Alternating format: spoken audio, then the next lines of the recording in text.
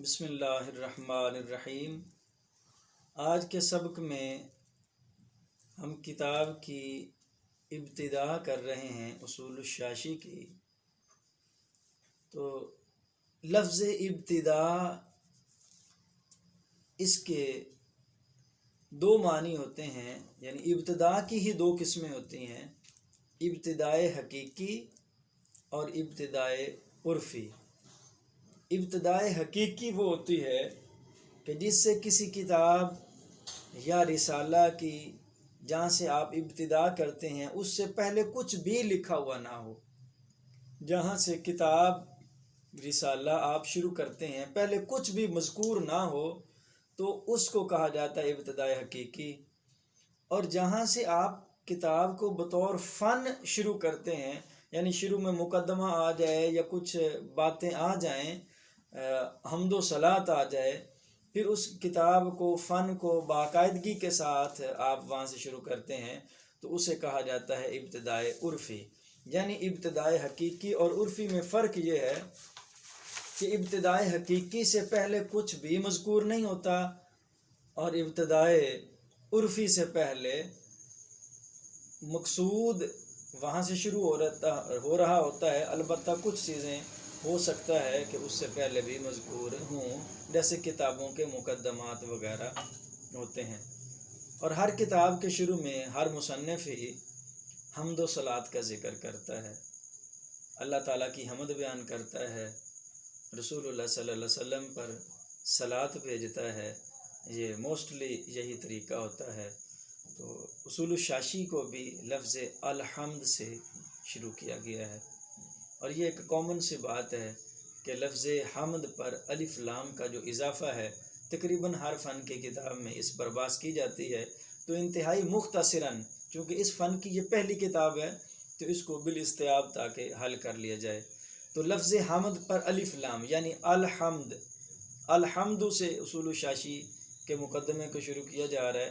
تو حمد پر جو الف لام ہے اس سے متعلق چند ایک باتیں کہ الف لام کی جو حمد پہ الف لام ہے اس کی اولاً دو قسمیں ہیں، اسمی اور حرفی۔ اسمی وہ الف لام جو اس میں فاعل اور اس میں مفعول پر داخل ہوتا ہے اور الذی کے معنی میں ہوتا ہے، جیسے الضارب، المضروب۔ ضارب اور مضروب پر جو الف لام ہے یہ الف لام اسمی ہے اور الذی کے معنی میں ہے۔ دوسری قسم ہے الف لام حرفی کی، اور الف لام حرفی پھر اس کی اپنی دو قسمیں ہیں، الف لام حرفی زائدہ اور غیر زائدہ۔ الف لام حرفی زائدہ جو اعلام یعنی ناموں پہ داخل ہوتا ہے، اسماء پہ داخل ہوتا ہے اور اس کا کوئی معنی نہیں ہوتا، جیسے الحسن، الحسین وغیرہ۔ الحسن، الحسین میں جو الف لام ہے اس کا کوئی اپنا الگ سے معنی نہیں ہوتا، یہ الف لام زائد ہوتا ہے۔ دوسرا ہوتا ہے الف لام غیر زائدہ، اور الف لام حرفی غیر زائدہ کی چار قسمیں ہیں، جنسی، استغراقی، عہد خارجی اور عہد ذہنی۔ الف لام جنسی، جس الف لام کے مدخول کی حقیقت و ماہیت ہو اور وہ الف لام جنسی ہوگا، یعنی الف لام جس لفظ پہ آپ داخل کرتے ہیں اس کی اپنی ایک حقیقت ہوتی ہے، ایک ماہیت ہوتی ہے، جیسے الرجل خیر من المرأۃ، جن سے مرد جن سے عورت سے بہتر ہے۔ یعنی مرد کی جو اغراض ہیں اور عورت کی اغراض ہیں یہ الگ الگ ہیں، لیکن جو مرد ہے یہ جنس، اپنی جنس کے اعتبار سے عورت سے بہتر ہے، یعنی ہارڈ ورکر ہوتا ہے، کام کاج کرتا ہے، حوصلہ ہمت اس میں زیادہ ہوتی ہے، شان نبوت مردوں کو ملی ہے۔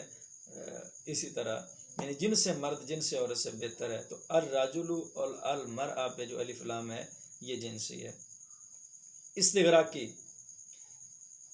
استغراقی جس الف لام کے مدخول کے تمام افراد مراد ہوں وہ الف لام استغراقی ہوتا ہے، یعنی جس لفظ پر آپ الف لام داخل کرتے ہیں اس لفظ کا جو معنی بنتا ہے اس کے تمام افراد اگر مراد آپ لیتے ہیں تو وہ استغراقی ہو جاتا ہے، جیسے ان الانسان لفی خسر۔ الانسان، انسان پہ جو الف لام ہے یہ استغراقی ہے، یعنی انسان کے جو تمام افراد ہیں، یعنی کل انسان ہی خسارے میں ہیں. یہ اپنے للاکثر حکم الکل کے تحت تمام انسان خسارے میں کہا گیا. تیسری قسم ہے عہد خارجی کی. اگر الف لام کے مدخول یعنی جس لفظ پر الف لام داخل کرتے ہیں اس لفظ کا جو معنی بنتا ہے اس کو مدخول کہا جاتا ہے. اس لفظ کو مدخول کہا جاتا ہے کہ الف لام کے مدخول کے بعض افراد متعین مراد ہوں تو عہد خارجی ہوگا.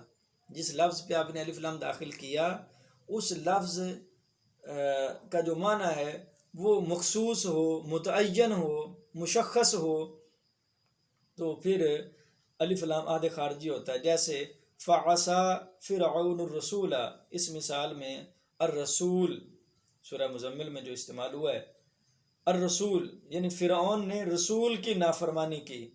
تو الرسول سے مراد سارے رسول نہیں ہیں یا کوئی بھی رسول مراد نہیں ہے، بلکہ الرسول سے مراد سیدنا موسیٰ علیہ السلام ہے. یعنی الف لام داخل ہوا تو مدخول الرسول معین اور مشخص اور ایک ہی ذات مراد ہے. آخری اور چوتھی قسم الف لام حرفی غیر زائدہ کی ہے عہد ذہنی. اگر الف لام کے مدخول کے بعض افراد مراد ہوں لیکن وہ متعین بھی نہ ہوں تو عہد ذہنی ہوتا ہے الف لام.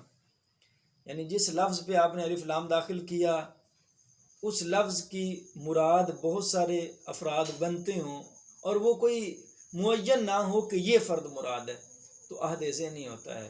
جیسے سورہ یوسف میں حضرت یعقوب علیہ السلام نے اپنے بیٹوں سے یوسف علیہ السلام کے بارے خطرہ ظاہر کرتے ہوئے کہا فَأَخَافُ أَن يَأْكُلَهُ الذِّئْبُ.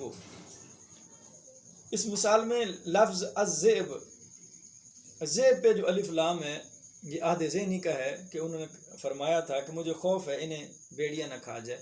تو الذئب، ذئب پہ الف لام، کون سا بھیڑیا، کوئی مراد متعین نہیں ہے، مشخص نہیں ہے، یعنی ایک عمومی لفظ بولا گیا کہ کوئی بھی بھیڑیا. تو یہ ہے عہد الف لام عہد ذہنی کی مثال. اسی طرح جو الحمد پہ ہے یہ تو تھی الف لام کی اقسام. اب اس کا امپلیمنٹ کرنا ہے، اس کا اجرا کرنا ہے کہ الحمد پہ جو ہے وہ کون سا ہے. تو الحمد پر الف لام دو طرح کا ہو سکتا ہے. ایک تو الحمد پہ الف لام استغراقی ہو سکتا ہے، پھر الحمد کا ترجمہ ہوگا کہ تمام افراد دے حمد، حمد کے تمام افراد اللہ تعالیٰ کے لیے جب استغراقی ہو. اور الف لام یہ جنسی بھی ہو سکتا ہے الحمد پہ، پھر ترجمہ یہ ہوگا الحمد کا کہ جن سے حمد کا ہر فرد اللہ تعالیٰ کے لیے. تو یہ الحمد پہ الف لام کی بحث مکمل ہوئی.